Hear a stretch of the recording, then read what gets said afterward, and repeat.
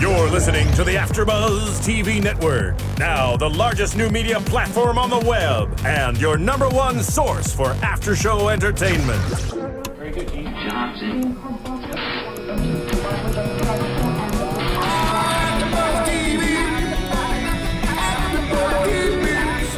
The AFTERBUZZ Studios in Los Angeles, California. Presented by Maria Menounos and streaming live thanks to Akamai Technologies. This is AFTERBUZZ TV's Teen Wolf After Show. We'll break down tonight's episode and get you all the latest news and gossip. And now, another post-game wrap-up show for your favorite TV show. It's AFTERBUZZ TV's Teen Wolf After Show. I love the music in this show. Is this live? Yeah. Hello, AfterBuzzers. We're here doing another AfterBuzz TV after show on MTV's Teen Wolf, and it's season 3, episode 18, Riddled. I'm your host this evening, Kristen Elizabeth Snyder. Joining me, AfterBuzz TV host June Lee, and our special guest this evening plays Marin Morrell on MTV's Teen Wolf. Please welcome Bianca Lawson. Hi. Thank you so much for being here. Thank you for having me. So how was it working on the Teen Wolf set? I mean, this year's obviously a lot darker than last year, but playing the good druid versus the dark druid, and then this season we have the good kitsune and the bad kitsune. What was it like just with working with the cast and on set? Oh, I mean, it's amazing because they ordered 24 episodes. I mean, just sort of like the depth of like the workload for the writers and for Jeff. But I love how dark it is. And for the longest time, and I think kind of still with Marin, she's still very sort of morally ambiguous. Is she helping the kids? Is she, you know? Yeah. This last season she was helping. We'll see what she does in the coming episodes, but it's great. Yeah, I know. I'm looking forward to it. And just like this episode was fantastic. Amazing. I felt like I was watching a movie. Yeah. Like it was like a standalone almost. Like a mystery goes a long way in this show. And there is a little bit in every single episode, and it's different. And what I like about it is it doesn't go on too long so that there's not satisfaction in each show. Like, each show, you get that climax in the episode, and then you get a conclusion, which really makes the audience, I think, satisfied and brings us back each week. So we know there's going to be a mystery.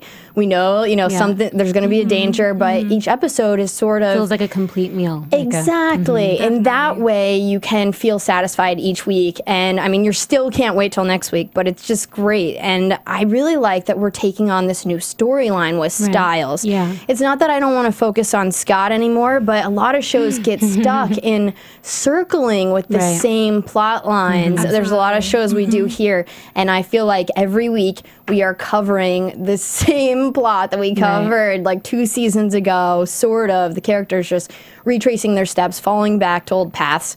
So it's nice to see that they're taking chances. Yeah, it's not just like this cyclical thing over and over and over again. What I like is I think last season was very like Kubrick. It was very like physically violent, and this time it's very sort of Lynch, very like Hitchcock. It's very psychologically dark, and this episode in particular was very sort of like Jungian with like the shadow self. Absolutely. And, When we had the writers on, they were saying, how the theme of this season is kind of like the light and the darkness. We saw that truly, it's like, how do you escape yourself if the dark is within you, which I kind of, I know that riddle. Oh my gosh. Yeah, the riddle was fantastic. What was your favorite part of the episode, this episode, for you guys? Oh my gosh. My favorite part was when Stiles was in sort of the basement of his mind and sort of dealing with his shadow and having to That's a great way to say it, too. Right, try to figure out, like, what does the riddle mean? Like, and...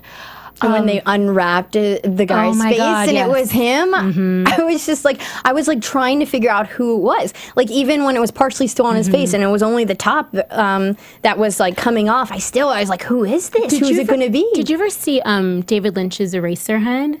Well, I haven't seen that one. Everyone's going to yell at me. I'm going to write it down. It's about, really quickly, because it reminded me of sort of like the mummified Stiles' shadow.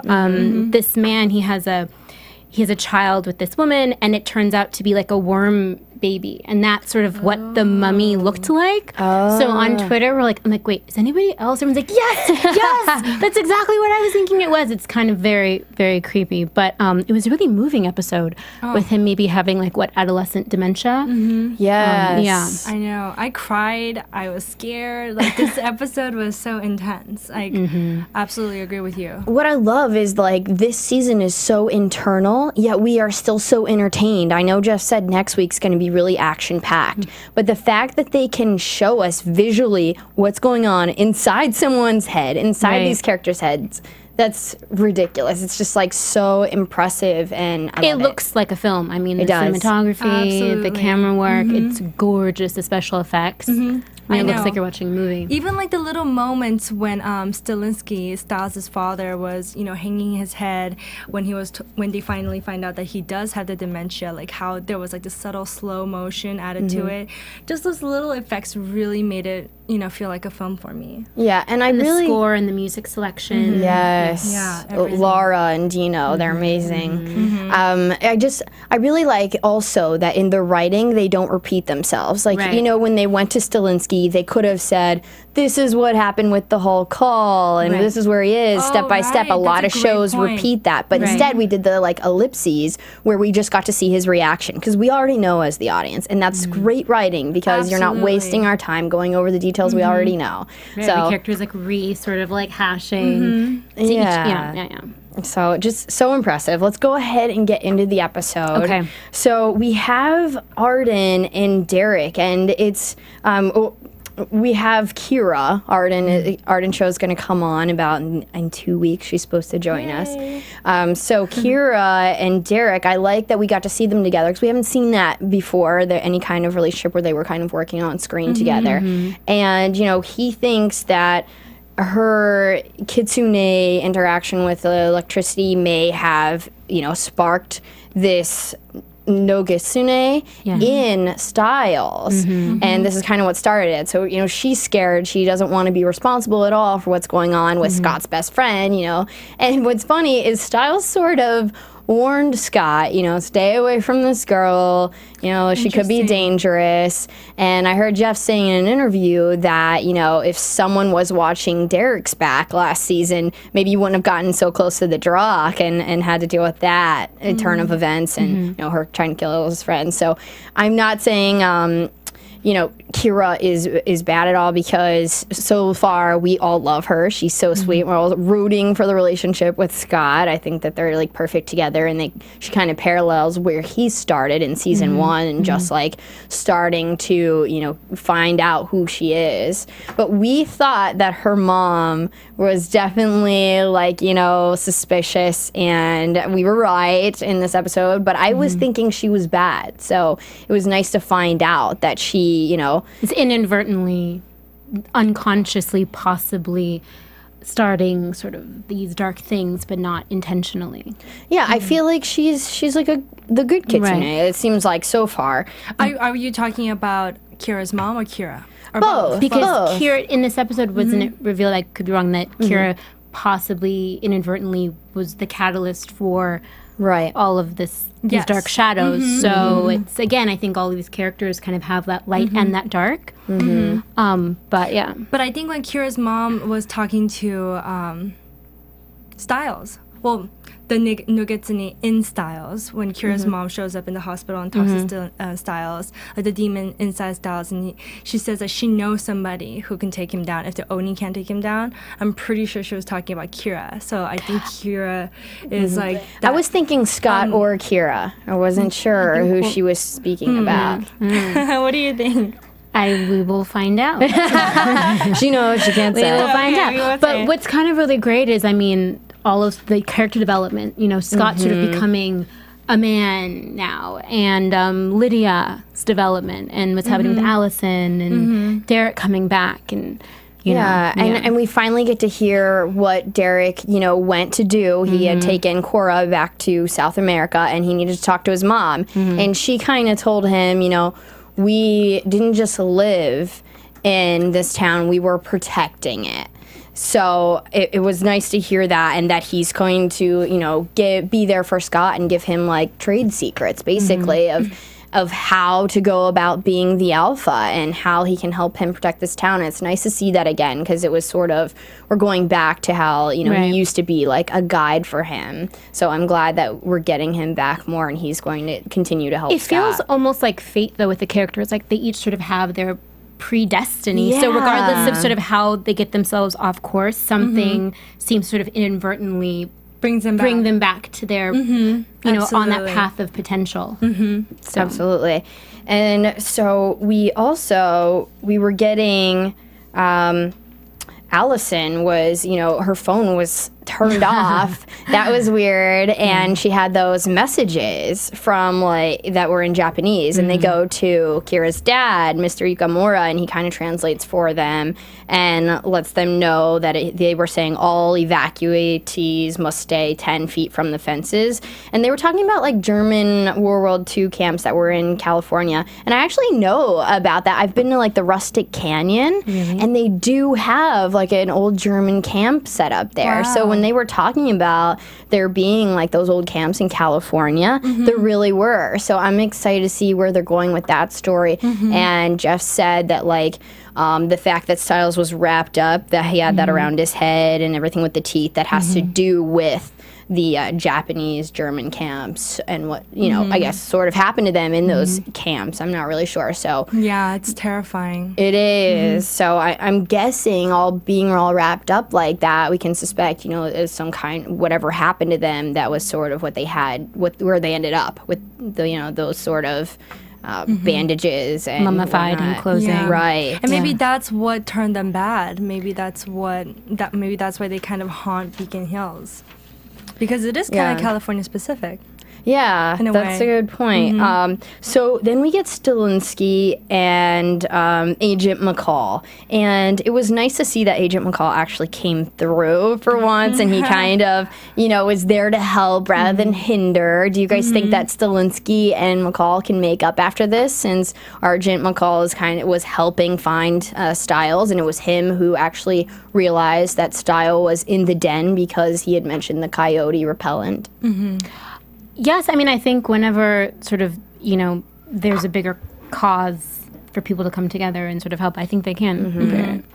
I mean, I think it's sort of like throughout all of the seasons, people sort of have their moments of, oh no, are they messing everything up? Or they kind of, and then, oh no, but they come and they help right in the nick of time. So I think so. Yeah, no, I mean, we don't know why he's in town yet. You know, we know that he does want to have some kind of relationship with Scott, but there's another reason. And in this episode, we get that, like, kind of weird scene, but very telling scene about how he was, you know, maybe an alcoholic. And that's how he figured out where Stiles was, because he talked about peeing in a closet after being drunk, which I've seen people do, by the way. I don't know if you guys ever have, but thinking that they are, like, in a bathroom, or thinking they're somewhere that they're actually not. So I've seen people sleepwalk. Like in hallways and things. That must be terrifying to see. I have never seen it. I've never seen anybody sleepwalk. Thank gosh. Because I think I would be so freaked out. I had a roommate that did it who happened to not care fondly of me, and I thought for sure she was going to hurt me in her sleep, and just like subconsciously. I didn't think like she would do it if she was awake, but I was like, subconsciously, I know this girl doesn't like me. She's sleeping beside me. It's very scary, you know. Oh my gosh, she might attack you in your sleep. Yeah. What's that movie with Rooney Mara, I think, in Channing Tatum, where she kills him? Oh, I don't know. We have so many movie references today. But she really was trying to murder. She was saying that she had a condition where she. But she was sleepwalking. Yes, I just saw that. I can't remember. It has something to do with like a pill or a drug. Jones, But it's so crazy. Catalyst, is it? No. No, something called like side effects. That's it. That's good. We're playing trivia here tonight. Yeah, so I mean, hopefully he's not having any sleepovers anyway, because it's just, you know, who knows? You can't really trust him right now. Like, everyone loves Stiles, but he can't trust himself right now. So no sleepovers for Stiles. Scissors in the bed, you know, bad sign. No sleepovers. You know? Honestly, I feel like they needed to like strap him down. They know this is happening and that he's wandering off. He's driving his car, you know, can't like be safe. No, like they know he's doing this, so strap the guy up for sleeping, you know, for his own safety. Interesting. So, what I really like this episode is Lydia actually found where Stiles was in his head. Yes, I know. So What that was that. That we was had, so mind-boggling. She can hear things. She's like extra, like a highly sensitized hearing. But but Stiles was He wasn't even really Yeah, there. the basement was in his mind, right? Right. But he was at the den the whole entire time. But when Lydia went to the mental institution, like we saw the sign, like the kanji sign, which meant he was there, but he wasn't In his really head. there. So it's like mental reality and reality, like, is it the same now? We had Nick Made Millions say that he thinks Lydia can like spectate people's dreams or intercept them. So I don't know. Almost like what's it called when you sort of teleport yourself? Like what's the term for it? Where you're like your consciousness. But do you know what I mean? I can't think of the name, but the word is. But you can sort of like consciousness can you sort of teleport like to somewhere else. Astral projection. Yes. Who said? Yes. Oh, Marissa, is that you? Yes, this. Thank you. Astral projection. Yes. Astral projection. I don't even. I'm gonna look that up. Yeah. The more you know. I love Jeff's like facts and how he was kind of so teaching smart. us every episode. Today he was Everything talking is like about rooted the in actual reality. facts. Yeah. And that's what It's makes the kind of show mind-boggling so Because amazing. it makes it a little bit scary because it's a little bit possible. Absolutely. Exactly. Yeah. Absolutely. I don't know how they do it. It's kind of brilliant. Like, It is. historically and even modern times. Like, because sleepwalking, I feel like, is more of like a modern thing. You know? So, I don't know. The writers are just brilliant. I like that he was kind of telling us about like the chemo signals that there were like smells that communicate emotions and internal struggles, and they were able to like smell that. That was really interesting to me. Yeah, and how Derek knew that it was Stiles against himself. Just through the scent. Yeah, and guys at home, don't forget you can call in. The number here is 246-1729. It's at the bottom of the video, and ask Bianca a question. Ask me anything. No, but they say that like the sense of smell is like one of those things that like triggers memory and such like a more than anything else. It is for me, like especially if I smell like a perfume that maybe I wore as a child in high school or something. Takes you like, right back. Everything like floods in, good or bad. But it's kind of nice. I really like it in a way. No, I don't know how he does it because it's like it's not like he just sort of like Jeff just sort of writes things from the ether. He actually like researches it because it's like it's grounded in truth and fact and edits, and then it's like directing, and it's insane. It's insane. I don't know how. It's insane. It's amazing. So Jeff mentioned that another Banshee is coming, and I think this is great because just like Scott kind of has Derek to give him like those like trade senses of what being like an alpha is and how he can help him and be his teacher. I feel like Lydia definitely needs that, and as an audience member, we kind of need to know like the history of the Banshee and I'm sure it's coming. Yeah, and like clarify. Sure I know you know.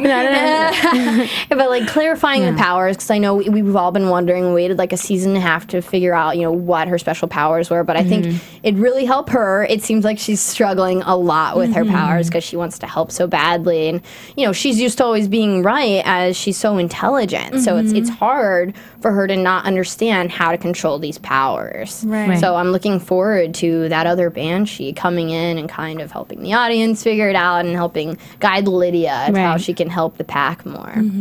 Yeah, that moment she stops, she doesn't tell Scott that she hears something.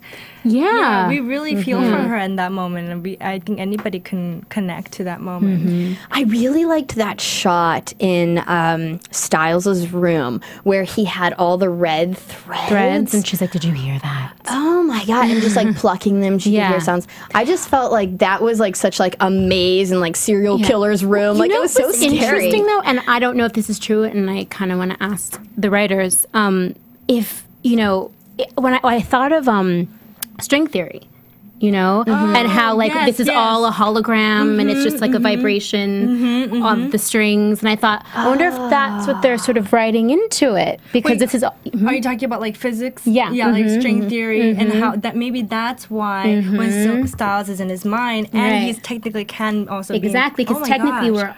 we're everywhere because this is just in a hologram. Do you guys want to talk about that a little bit more for people who don't know? Like a little like. Well, I'm not going to pretend to be an expert by any means. We're all experts here, by the way. Either. You can quote all of us. Quantum physics. Yeah, I love. Yeah, and I'm a futurist, and I love Kurzweil and all that stuff and the singularity. So I'm all into it. So I was like, oh, I gotta ask them. Is that going to come into it? I think you should ask them. Yeah, I think definitely. That's a fantastic question. Yeah. Oh, you guys are so intelligent. Because it makes sense though that he could be sort of like, because it sort of all fits in with the whole thing of like, it's all in your mind and it's all an illusion and you're fighting yourself and what's the thing that you can never lose it and it's a part of you forever and it's like your shadow self. And then Lydia's like, do you hear the vibrations off of the strings? And that's how she finds him. And I don't know. I'm thinking that's a very good point. I was like, oh. M theory. And then also it brings to mind like are illusions necessily illusions? You know what I mean? Like if we experience them and I think if it's real to you. Like, did you see Her? Yes. Okay, see? Movie references. Obsessed with that movie. Oh my god, I love that movie. And amazing and movie. how, Joaquin's wife, Rooney Mara, is like, you're dating your laptop and his best friend is like, well, if it's real to you, if it's a real experience for you, it's real. Yeah. So that's how I like that. Yeah. No, I mean, we can relate Teen Wolf to so many great films, and it's great that we can do that. We're reminded of these amazing films that are up for Oscars, and just from watching, Teen Wolf, it's so well written. It's nice that we can talk about all these like futuristic theories, and we've talked about how it definitely, as the seasons go on, has asked the audience to, be more sophisticated. Which I love because I feel like sometimes, a lot of times shows, especially if they feel like it's geared to maybe a younger demographic, they kind of dumb it down, or they don't, they feel like they have to be sort of spoon-fed, but I think young people are far more intelligent than a lot of shows give them credit. Absolutely. Teen Wolf does it in such a non-pretentious way. So anybody, like it's kind of, if you don't know, it still works. If you know, then it just adds another layer. It's so non-pretentious and so humble. And things that maybe you never heard of, you're like, oh, wow, this is so fascinating. And then you're learning, even if you've never heard of it before. Right. Yeah. Instead of intimidating, you are inspiring and, kind of triggering, like, all of these light bulbs. I love it. I love it. So I really liked that moment when Agent McCall comes in and he, like, points to the picture that looks like the Zorro, but it's, like, the Oni. And he's like, is everyone out looking for the Oni? And everyone thinks he's nuts, obviously, that he's the one who saw this and he got stabbed by it. It seems like no one believes him now. And they're like, no, we have bigger priorities. But it's funny that now he's sort of the joke in the town because he was trying to explain, like, the supernatural being that stabbed him.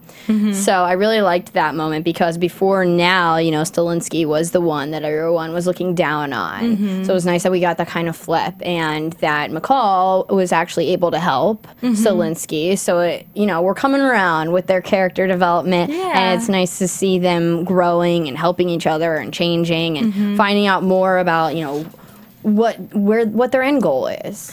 Well, I can say that you definitely Marin comes the Monday after next. I believe that's like what episode. Oh, yay. So you'll get some answers. We were wondering. Well, we can say that later. Okay. Well, because he even in this episode we get Scott texting Deaton, and saying, like, what's going on, and he's like, I'm working on it. So it's obvious that you guys are going to come back into play and hopefully help the pack figure things out because you guys are the ones in the know with the ancient history.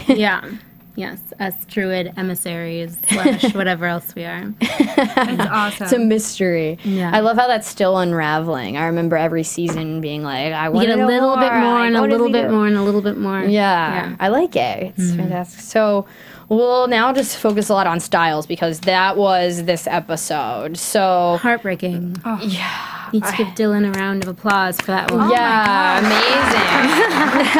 Amazing. His performance. I mean, Yeah. we've always known how talented he is as an actor, but wow. Oh It's my nice to gosh. see the shift from comedy to drama, Yeah. you know, and they say sometimes it's like if you can be that funny, they call it like the Absolutely. sad clown, that you're able to go both ways. You can be that dramatic and you can be that funny and make fun of truths because it's kind of sad. It was a really sad episode. And everyone was amazing in it. I mean, his parents and his mom and I mean, it was. And when he was going to get the MRI and they're like, don't move, and My favorite part of the episode was the bro hug because I felt like an audience member. We all kind of needed them to hug for us and for them because, you know, Stiles is just going through hell and the nightmares of hell. It's like when you go to sleep, that's like when you're safe and your subconscious is like filling your repressed desires, but not Stiles. Like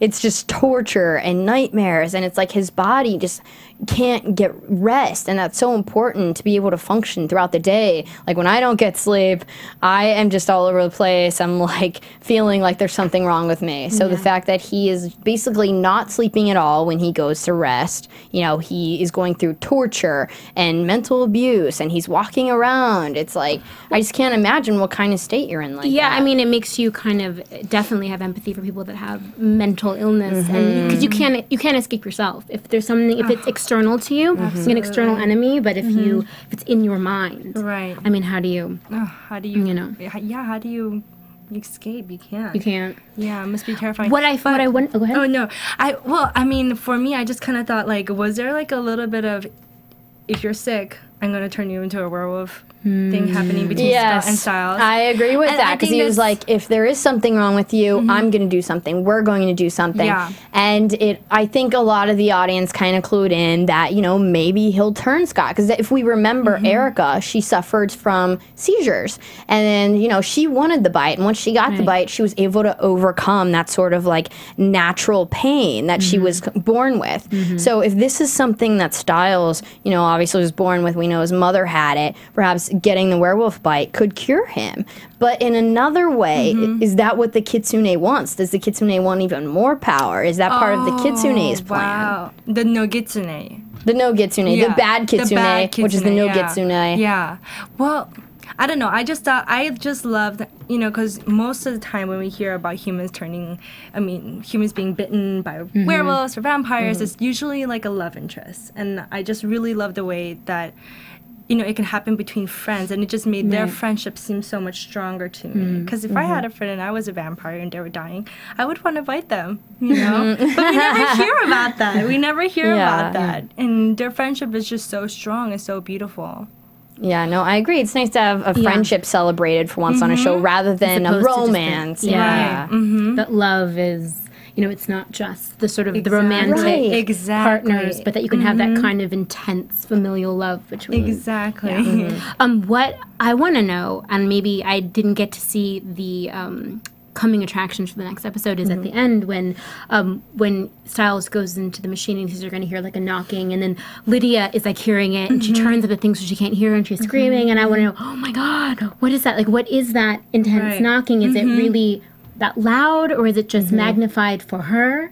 I don't know. What is It's it? the MRI machine, right? Well, it was, but it was something else. And I kind of felt like at first, before the whole power surge happened, it felt like a ticking. Right. It sounded like a ticking was going to go off. Something was going to go off. And we got that scene with Scott and Derek on top of the building, you know, realizing his Stiles' bat was there and he was trying to protect everyone from himself.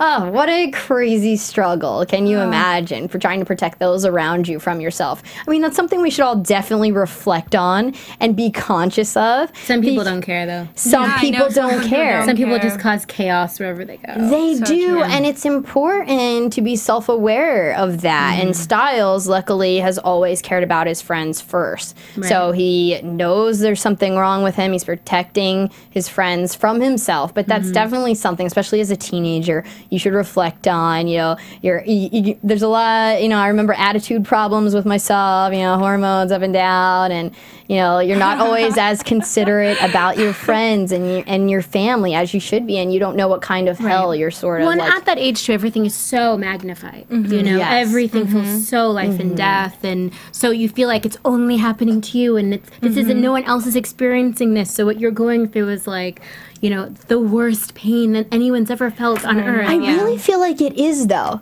It is the worst pain that I ever felt when I was younger and was going through those kind of things. Because now, as an adult, since you've been there, you got past it, it's not as bad now. But I really think that we talk about it as like it's a light thing, and it definitely a lighter thing than it is. It definitely feels like it's not as bad. But really, I feel like that was the worst. Handling emotions and pain as a child. Biological? Do you think it's hormones, or is it just lack of experience? Lack of experience, I would say. What do you guys think?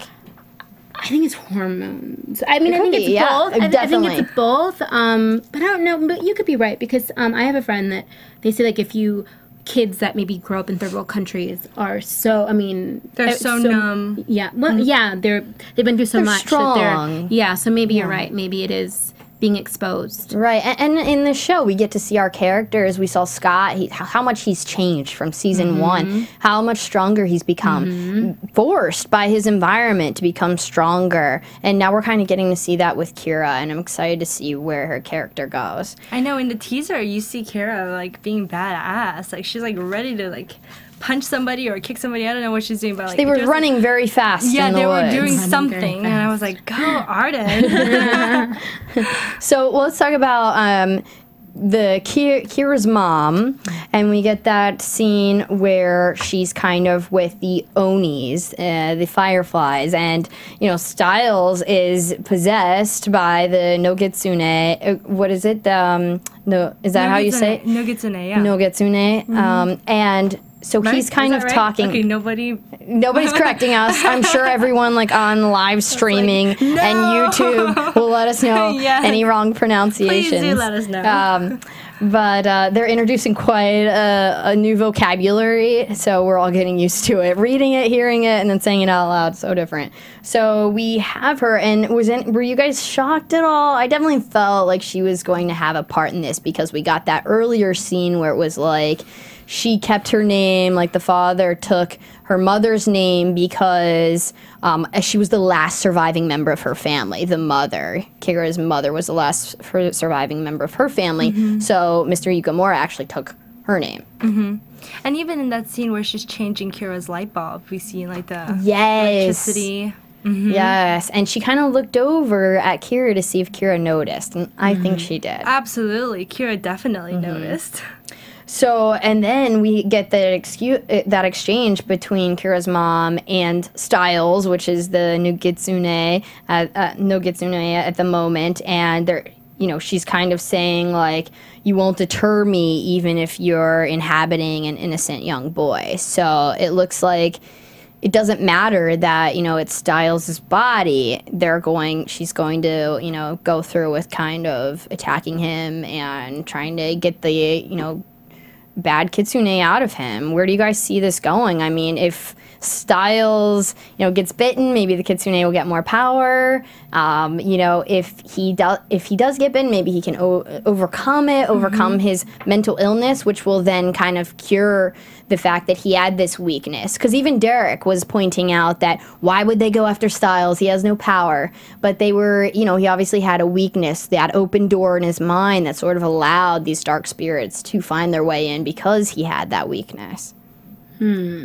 Yeah. I mean, I don't know. I mean, I've heard that before. I have a friend that's like, oh, I don't, you have to be, dark forces, they only sort of exist if you sort of believe they do, if you feel weak. But if you, I don't know. I like that kind of thinking. I believe in that. Yeah. But then I mean, what does that mean for people that actually, I don't know. Yeah, is that implying that they're weak? In some way, which is. But we all have some sort of weakness, though. I mean, I'm sure we all have an Achilles heel. We all have. Well, I think the difference between a hero and a villain, a lot of times they have the same character flaw. It's just that the hero is able to overcome that character flaw, and the villain is not. Right. Well, I think Or they fight it. You know? Yeah. And it's a struggle. Yeah, there's like two things going on there because like one and you know Stiles does have a physical weakness in his brain. And He does, because everyone around him has supernatural and that's strong. a dementia. Yeah, and he has the dementia. Yeah, he has a dementia. And if he's bitten by Scott and he becomes a werewolf, would he be cured of that? I'm sure he would be cured of that, but then would that kind of like expunge the demon out of him? That I'm not sure of. Yeah. Because it wasn't, and I also think with Allison's phone being off, maybe it makes me feel like maybe Stiles isn't the only Nogitsune. Maybe like, you know. That's a good point. Maybe Allison's going to be next. I don't know. Maybe. So let's just let's talk about like I feel like before we get to the interview with you, Bianca, let's talk about like we get to see the next dawns, and that can kind of be like our predictions part. Just seeing that. You saw the next what? We saw the next dawn of what's going to happen. Oh, I missed that. That's okay. TV didn't record it, so I haven't seen it, but go ahead. So it just looks like, Peter's back. And it seems like to me it was Peter's voice kind of saying, he wanted the Nogitsune in his body. He wanted it from Stiles. And it kind of makes sense to me because he has always wanted a lot of power, which, by the way, I'm just speculating. I'm not sure. This is my prediction. But it just seems to me like Peter, good or bad power, he has always wanted it. So I feel like he sees the Nogitsune as very powerful, and he's going to, come in and be another villain almost. Like I like how we got, we always kind of get this. Another opposing force that's not the villain, but it was like we had Deucalion last season, who wasn't bad, but he wasn't good. And then we also had the Duroc. So I feel like now they're introducing Peter. Both bad. Yeah, they were. I mean, they had their backstories. He redeemed themselves so much. But I feel like now Peter is going to be that other opposing force besides Nogitsune, because it seems like he's coming back. I think maybe he was the one who kind of picked the root from the Nemeton earlier this season, and it just seems like he wants the Nogitsune in his body because he wants the power. I'm not sure. That's just what I'm suspecting. And then we saw a scene where they are all in the woods. We got Kira was running really fast, and we got the Danny and Ethan kiss coming up, it looks like. It's nice to see them back together. And there was this really weird moment where an arrow, the coach is in the woods with all the kids, and maybe they're out for a gym, and he kind of trips over something, and an arrow is released, and I hope he's okay, but they just showed him. He's dead. He has that. He was bleeding from his stomach. He was, but is anyone really dead in Teen Wolf? They can bite him. I would love to see Coach be a werewolf. It'd be hilarious. He'd be out of control. He's already out of control. Oh, that's so funny. So who knows? I hope that he doesn't die. What do you think for predictions for next episode? Gosh. Oh, yes. Music. Thank you. AfterBuzz TV. It helps. Think better, actually. I'm not really sure. Bianca, do you have one? Oh, I didn't see the coming attraction. I did. And I don't know. I didn't read that script, so I don't know what's going to happen next episode. She can't say too much. That is a perfect alibi. Do you think Kira's good or bad? Okay, I definitely think Kira is good, and I think she's the good. You know what I mean? But is she a threat because she doesn't know how to, handle her powers right now? No, I think her mom is gonna approach Kira, and then she's gonna guide her and let her know what her power is. I only saw a little bit. I don't know. I know. The show's so good. Scott is really interesting because I feel like he's taking a more why didn't he talk to Kira? In this episode, at the when end, she was calling him in the hallway, and Derek's I think he's preoccupied. That was a good question. It was in slow motion. It was almost like she was talking, and it was like he almost didn't even hear her. Do you think he didn't hear her, or do you think... I think he was preoccupied. Yeah, I think just mentally, sometimes mentally you just don't hear people when they're talking to you. If you're focused on something, they really have to continue to repeat themselves. Yeah, but we're not alpha wolves. I feel like that was sort of like maybe foreshadowing what's going to happen in the next episode. That's a great point. He's sensing, his wolf senses are sensing something. Yeah. That's a good point. So I don't think it was like, I don't know. I mean, this is just total speculation, but I think that was more like foreshadowing what's to come. I think that's a great point. His spidey sense is up. I agree. So let's go ahead and get into the interview with you, Bianca. Okay. So I always ask, what from your childhood would you say contributed to you, wanting to be an actress? And when did you sort of know?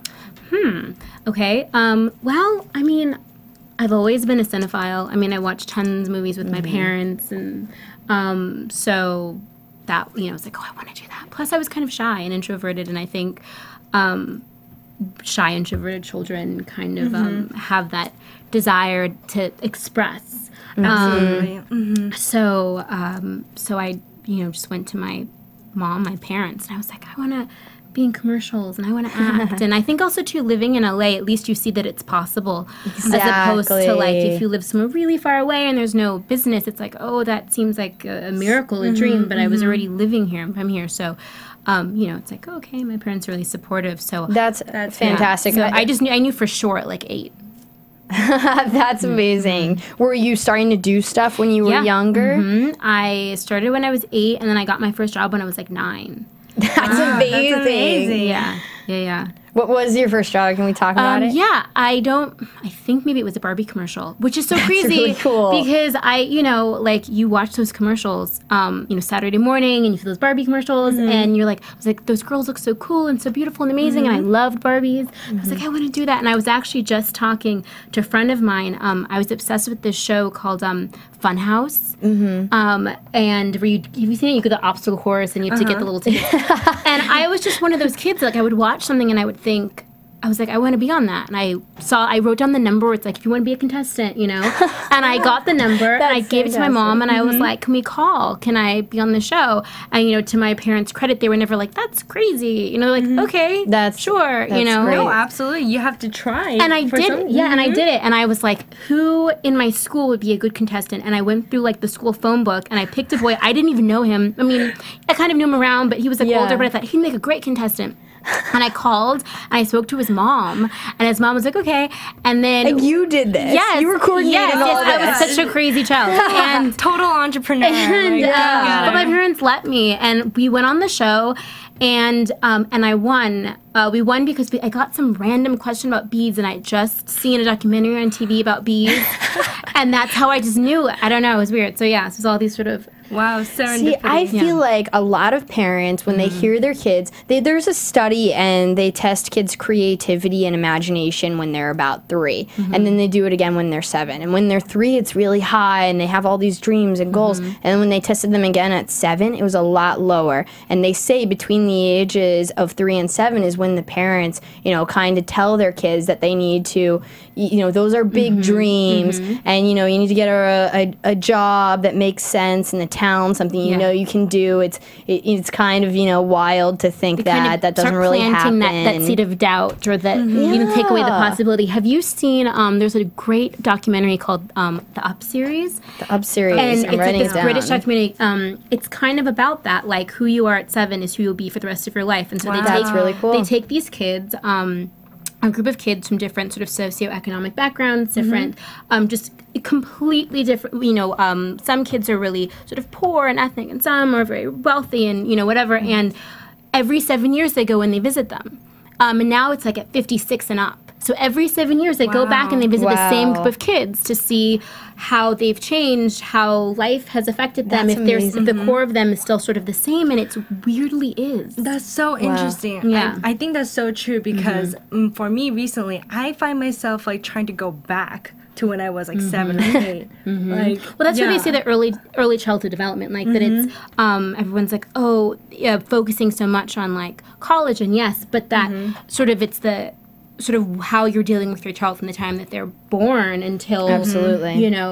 Those early grades. That's the time, because that's when your brain is really forming sort of who you're going to be. And I just think it's so fantastic that your parents were not like, okay, you pick out who you want us to call, we'll call and coordinate it. The fact that they let you take control of your future and your destiny when you were that young, that says so much. And I'm definitely, preaching to the parents, let your kids do that kind of stuff. They both had really strict parents. And so I think they thought, oh, you know what I mean? I want to be the kind of parent that I wish I had, because they're both highly creative people, more creative than I am.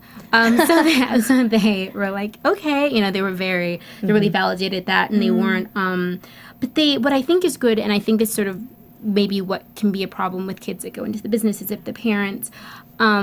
My parents were not like at all trying to be involved, or you know what I mean. It was like, that's on you, but your school is the number one thing, and you can do this for your joy and to feel a sense of accomplishment. But it's not, it's an illusion. It's not real.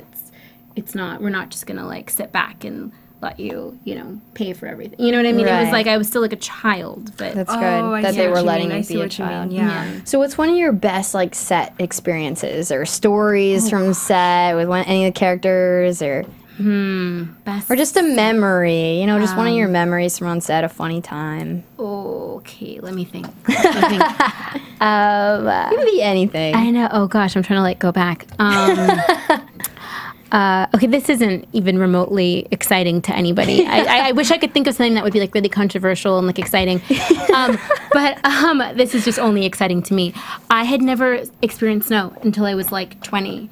And so when I was in Chicago shooting City of Lost Dance, I don't know what I thought snow was going to look like. It was going to come down in like snowballs. Movie, like, yeah, it's a really great movie. I was like, when you see Charlie Brown and it's like little snowballs. I don't know what I thought snow was going to look like, but it hadn't been snowing, and then I went inside to a building, and I came out, and there was like white dust everywhere, and everything was covered in white, and I was like, what is this? And I was like, oh my God, it's snow. So I don't know, that's what came to me, but it's not exciting at all. It was just exciting to me. No, so exciting. I think a lot of people in Los Angeles can relate to that for sure. I'm so jealous of people that get the seasons.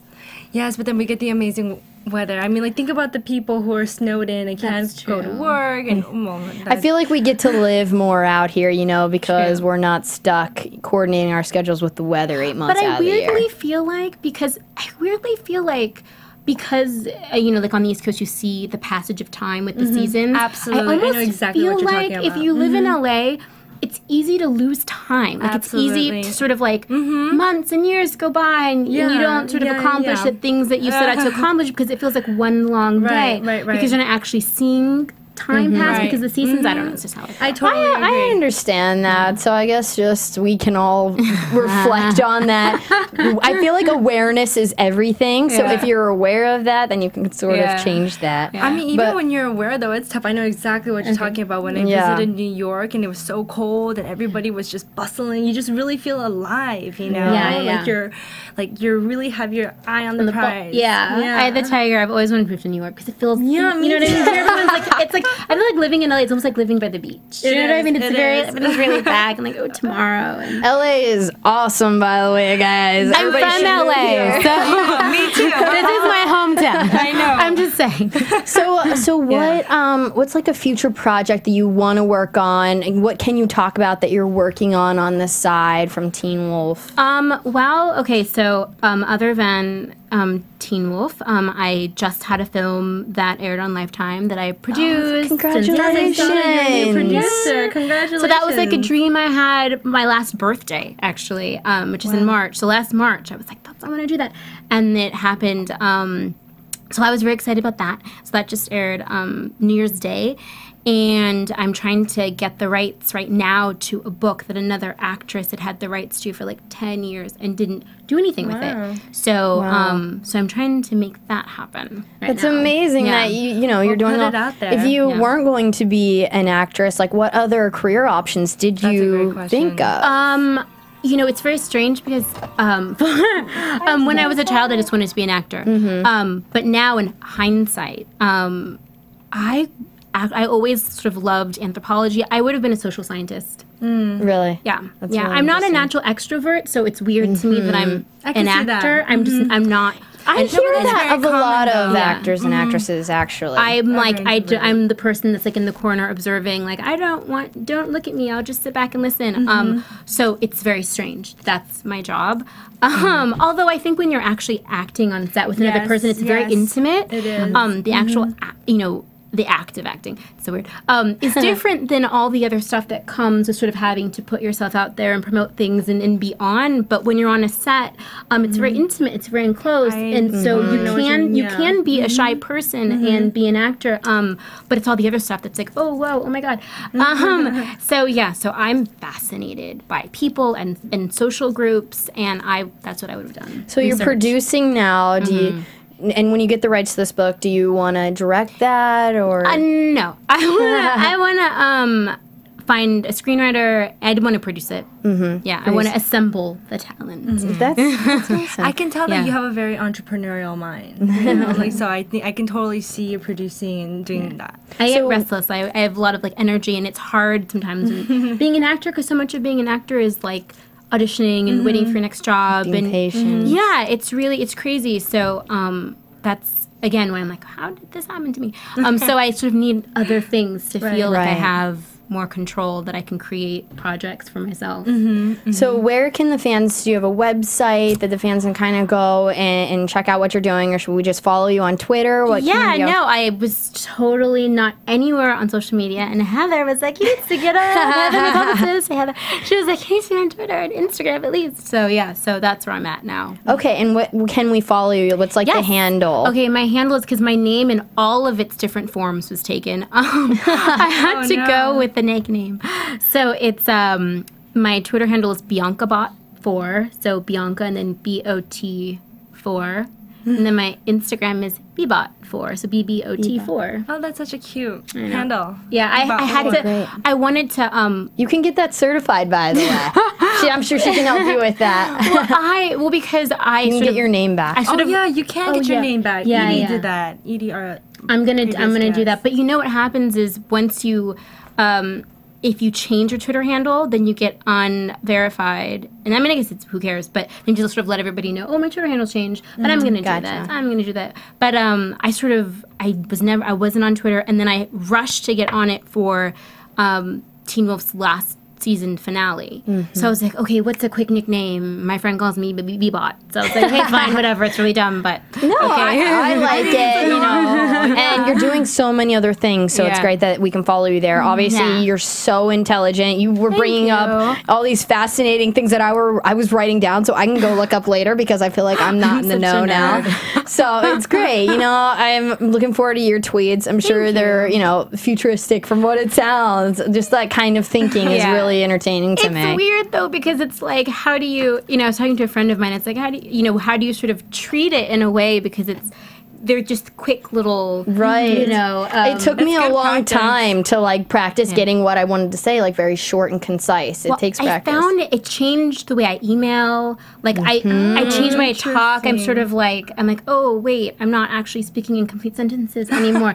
Everything is sort of abbreviated. Is this a good thing? Is this a bad thing? Is this more efficient thinking, or I don't know. I think it's a little bit of both, but it definitely has helped me figure out exactly what I want to say, keywords, and sort of get the point out there very concise. And that's sort of just going along with the program these days and the times and our generation. Everything's fast. Nobody has patience. And with that said, we're going to wrap up the show. It was so great having you. Thank you so much for joining us this evening. Thank you so much. Now I'm all awake. When I first got here, I was like, I'm scared. I'm like, okay, now I'm ready. The bright lights definitely help. I can never sleep after the show. But so can you just say your Twitter handle one more time, spell it out so everyone can follow you? BiancaBot4, so BiancaBot4. Okay, fantastic. And we're going to tweet that out later so you guys can follow her. And June, where can we follow you? Miss MS _ Lee, JUNELEE. Okay, fantastic. Good luck on your test. It's already finished. And you guys, you all know I'm Cinematic Escape on Twitter. And we'll see you guys next week. We have a special guest planned, so stay tuned. Bye. From executive producers Maria Menounos, Kevin Undergaro, Phil Svitek, and the entire AfterBuzz TV staff, we would like to thank you for listening to the AfterBuzz TV network. To watch or listen to other after shows and post comments or questions, be sure to visit AfterBuzzTV.com. I'm Sir Richard Wentworth, and this has been a presentation of AfterBuzz TV. You just turned it off. Yes. Buzz you later. The views expressed herein are those of the hosts only and do not necessarily reflect the views of AfterBuzz TV or its owners or principals. Thank you for watching AfterBuzz TV on YouTube. For more of your favorite after shows and interviews, subscribe to our channel here, and be sure to share your opinion on the episode in the comment section below here. We'd love to see what you guys are buzzing about. Thanks again. Buzz you later.